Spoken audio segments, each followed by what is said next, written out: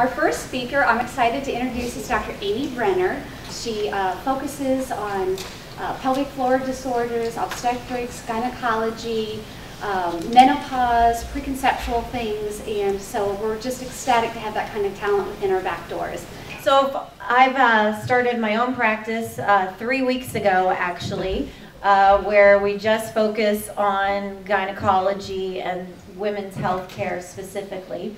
I'm just going to give you a little anatomy lesson, and this is a cross-section view. We all know that women have 3 holes or openings down there. So the first opening is the urethra, and that goes up to the bladder.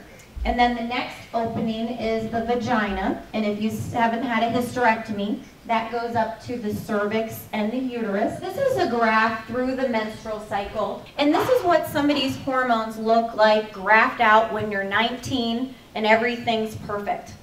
So what happens when you turn into your late 30s, early 40s?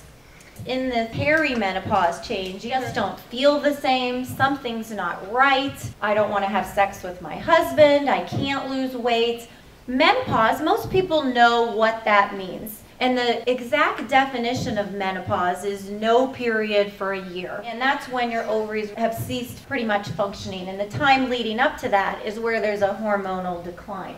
And these are some of the hormones that I'm going to talk about. And I have a picture here of a symphony because all of these hormones work together.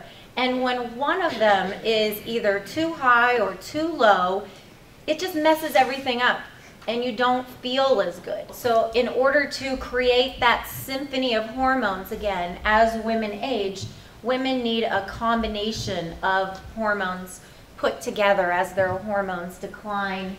So in my practice, what I personally like to do is use bioidentical hormones, and those are the exact same chemical structure that women had in their body when they were in their teens. Every woman's different, and every woman's hormones are as different as their fingerprint.